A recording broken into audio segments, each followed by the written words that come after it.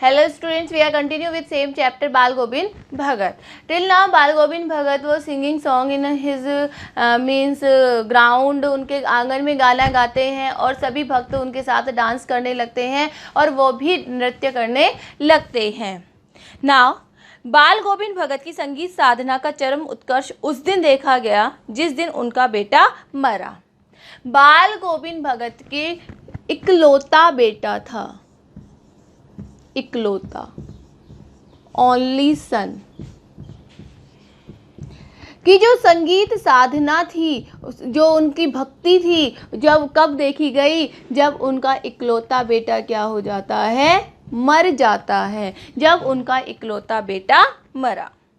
इकलौता बेटा था वह कुछ सुस्त और बोदासा था. बोदासा कमज़ोर के लिए यूज़ किया जाता है और यहाँ बोदासा है कम बुद्धि वाला, कम बुद्धि वाला, कमज़ोर सा.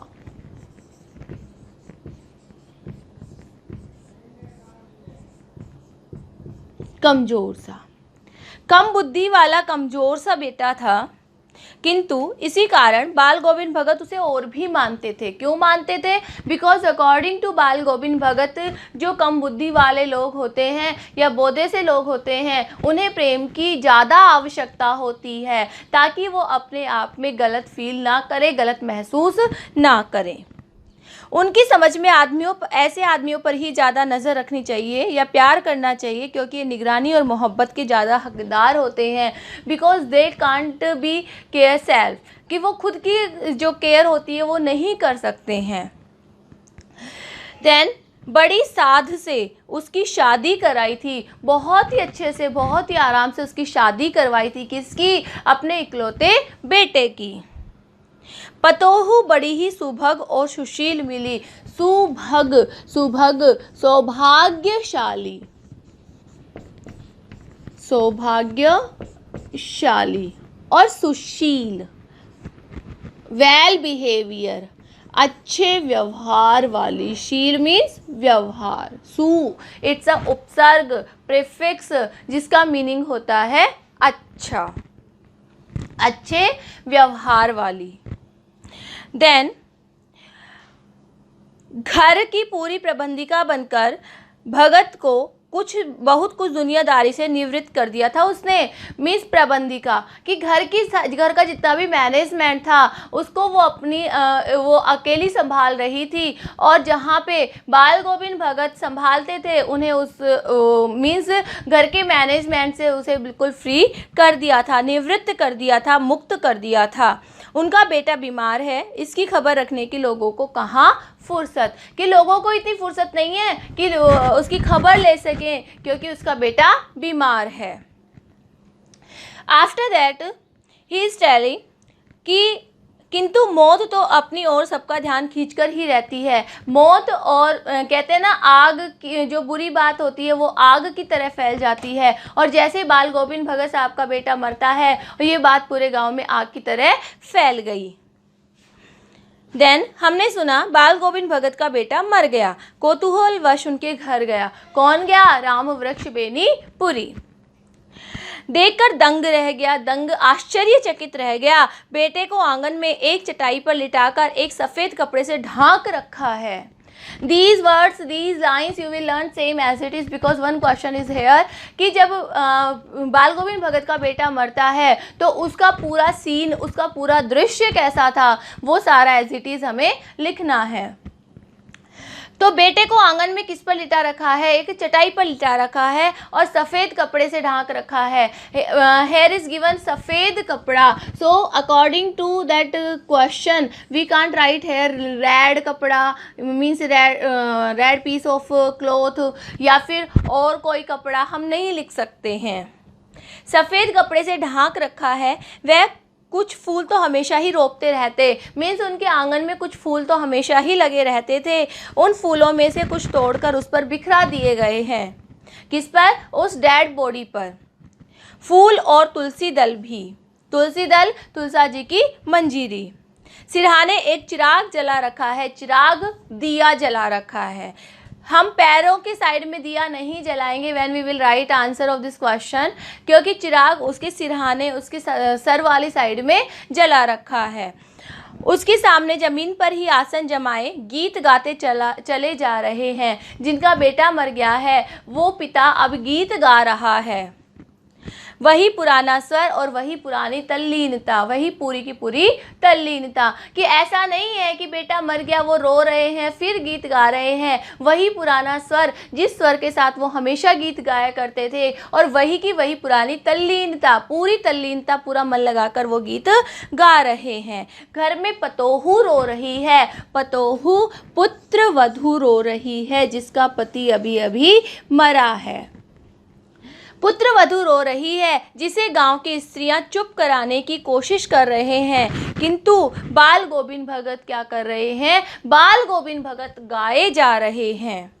गाते गाते कभी कभी पतोहू के नज़दीक जाते हैं और उसे रोने के बदले उत्सव मनाने को कहते हैं। उत्सव, कि अब ये रोने का समय नहीं है, उत्सव मनाने का समय है, तुम रो मत। क्यों कहते थे ऐसा?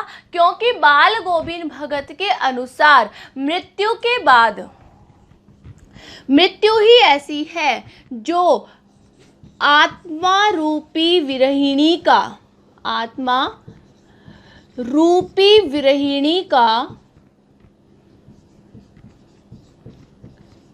अपने प्रेमी परमात्मा से मिलन करवाती है। कि आत्मा रूपी जो विरहिणी थी, आत्मा परमात्मा के पास चली गई है। सो अकॉर्डिंग टू बाल गोविंद भगत ये अब रोने का समय नहीं था, ये उत्सव मनाने का समय था, कि उसके पति की आत्मा अब परमात्मा के पास चली गई है। भला इससे बढ़कर आनंद की कोई बात हो ही नहीं सकती है। मैं कभी कभी सोचता कि पागल तो नहीं हो गए हैं। राम वृक्ष पेनीपुरी जो उसकी मौत पर गए थे, उसके बेटे की मौत पर गए थे, और जब उसको ऐसी हालत में देख रहे थे तो उन्हें लग रहा था कि शायद बेटे के इकलौता बेटा था, उसकी मौत की वजह से सदमे में आ गए और पागल हो गए। किंतु नहीं, वह जो कुछ भी कर रहे थे उसमें उनका विश्वास बोल रहा था, वह चरम विश्वास जो हमेशा ही मृत्यु पर विजयी होता आया है, चरम अंतिम सीमा का, जिसकी कोई लिमिट ही नहीं है। बेटे के क्रियाकर्म में तूल नहीं किया। तूल मीन्स देरी, कि जो बेटे का क्रियाकर्म था, अंतिम संस्कार था, उसमें देरी नहीं की। पतोहू से ही आग दिलाई उसकी, और जो पुत्र वधू थी, बेस जो रीति रिवाज, जो गंदी रूढ़ी रीति होती है कि लेडीज को शमशान घाट तक नहीं लेके जाया जाता है, उसको उन्होंने तोड़ा और अपनी पुत्र वधू से ही अपने बेटे को क्या दिलाई? उसको आग दिलाई। किंतु जो ही श्राद्ध की अवधि पूरी हो गई, श्राद्ध की जो एक टाइम लिमिट होता है कि हाँ किसी के यहाँ पे 12 दिन का होता है, किसी के 15 दिन का और किसी के 13 दिन का, तो जैसे ही वो श्राद्ध की अवधि पूरी होती है और बाल गोविंद भगत ने क्या किया? पतोहू के भाई को बुलाया और उसको इसके साथ कर दिया। और क्या आदेश दिया? He ordered to his brother, इन्होंने उसके भाई को ऑर्डर दिया, आदेश दिया कि इसकी दूसरी शादी करा देना। दूसरी शादी मीन्स वी कैन से कि जो विधवा विवाह था उसके भी पक्ष में कौन थे? बाल गोविंद भगत थे। पहले एक रीति तोड़ी, अपनी पुत्र वधू से ही उसके बेटे को क्या दिलवाई? आग दिलवाई, और अब विधवा विवाह पर भी उन्होंने अपना साथ दिया और अपने उसके भाई को बोला कि अब इसका विवाह करवा देना। इधर पतोहू रो रो कर कहती कि मैं चली जाऊंगी तो बुढ़ापे में कौन आपके लिए भोजन बनाएगा? Because she was very nice lady. तो वो कहे कि अब तुम अकेले रह गए हो, बुढ़ापे में कौन आपके लिए खाना बनाएगा? बीमार पड़े तो कोई एक चुल्लू पानी भी नहीं देगा, कि कोई भी नहीं है आपके घर में। अगर बीमार पड़ भी गए तो कोई एक घूंट पानी पकड़ाने वाला भी नहीं है। मैं पैर पड़ती हूँ, मुझे अपने चरणों से अलग नहीं कीजिए, कि मैं आपके पैर पड़ती हूँ, मैं आपसे विनती करती हूँ कि मुझे यहीं पे रहकर आपकी सेवा करने दीजिए। लेकिन भगत का निर्णय अटल था, तू जा। वॉट ही सैड, कि तू जा, नहीं तो मैं घर छोड़कर चला जाऊंगा, कि क्या तो तुम चले जाओ और शादी कर लो, otherwise I will leave this house. यह थी उनकी आखिरी दलील। और इस दलील के आगे बेचारे की क्या चलती, कहाँ जाते वो इस बुढ़ापे में। बाल गोविंद भगत की, और वो चली गई और उसकी शादी करवा दी गई। बाल गोविंद भगत की मौत उन्हीं के अनुरूप हुई, अनुरूप उन्हीं के अनुसार। वह हर वर्ष गंगा स्नान करने जाते थे। बाल गोविंद भगत हर वर्ष कहाँ जाते थे, हर वर्ष गंगा स्नान करने जाते थे। गंगा स्नान करने जाते थे। देन स्नान पर उतनी आस्था नहीं रखते थे कि हाँ स्नान करना बहुत ज़रूरी है। उनका विश्वास किसमें था, जितना संत समागम और लोक दर्शन पर, कि यदि वो गंगा स्नान करने जाएंगे तो बहुत सारे संतों से मिलेंगे, बहुत सारे लोगों के दर्शन करेंगे। This one was main fact for him. पैदल ही जाते, करीब 30 कोस पर गंगा थी और उनके गांव से गंगा की दूरी कितनी थी, 30 कोस, और वे 30 कोस पैदल ही जाते थे। सीना 30 कोस पैदल ही जाते थे। साधु को संबल लेने का क्या हक। अब उनकी सोच क्या थी कि जो साधु लोग होते हैं, कहीं गंगा स्नान या कहीं भी जाते हैं, उनको सहारा लेने का कोई मतलब नहीं है, उनको कोई हक ही नहीं है। और गृहस्थ किसी से भिक्षा क्यों मांगे। मीन्स रास्ते में मैं गृहस्थ हूँ, उनका मानना था कि मैं गृहस्थ हूँ तो मैं भीख मांग कर क्यों खाऊं, क्योंकि गृहस्थ को भीख लेने का कोई भी हक नहीं है। देन अतः घर से आकर खाकर चलते तो फिर घर पर आकर लौटकर ही खाते। मीन्स नाउ सी उनकी आस्था कितनी थी, 30 कोस पैदल चलते और उससे पहले घर पे जो खाए हुए होते उसी के सहारे रहते और वापस घर आकर ही खाते, रास्ते में कहीं कुछ नहीं खाते थे, क्योंकि उनका मानना था कि साधु को सहारे की ज़रूरत नहीं है और गृहस्थ को कुछ भी मीन्स मांग कर खाने की ज़रूरत नहीं है। नाउ किंतु इस लंबे उपवास में भी वही मस्ती, और जहाँ प्यास लगती वहाँ पानी पी लेते, और इस लंबे व्रत में, उपवास व्रत में भी वही मस्ती, 30 कोस जाना 30 कोस आना और खाकर जाना और आकर ही खाना, 60 कोस की दूरी तय करके भी वही मस्ती। लेकिन अब बुढ़ापा आ गया था, किंतु टेक वही जवानी वाली।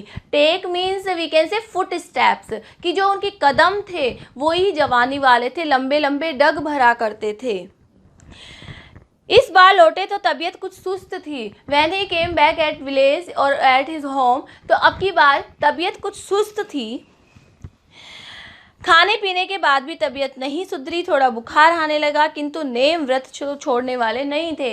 नेम व्रत, नियम व्रत, कौन से नियम व्रत, सुबह जल्दी उठकर नहाना, फिर पूजा पाठ करना और फिर मीन्स गीत गाना, सारा वही का वही था। वही दोनों जून गीत, जून दोनों समय, वही दोनों समय गीत गाना। देन स्नान ध्यान, खेती बाड़ी देखना, दिन दिन छीजने लगे। छीजना, कमज़ोर होना। लोगों ने नहाने धोने के लिए मना किया कि अब तबीयत ठीक नहीं है, आराम कर लो, किंतु हंसकर टाल देते।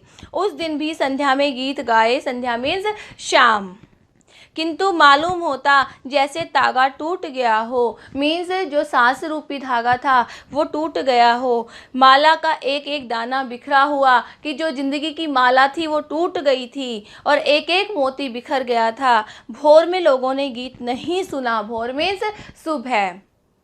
जाकर देखा तो बाल गोविंद भगत नहीं रहे, सिर्फ उनका पंजर पड़ा था। पंजर means now he was not alive, he was dead. At night, और उनका सिर्फ वहाँ पे पंजर पड़ा था, मीन्स स्केल्टन पड़ा था, ढांचा पड़ा था, और वहाँ पे बाल गोविंद भगत अब नहीं रहे थे। मीन्स अब बाल गोविंद भगत हमेशा के लिए इस संसार से विदा हो गए थे। Now this chapter is completed, over.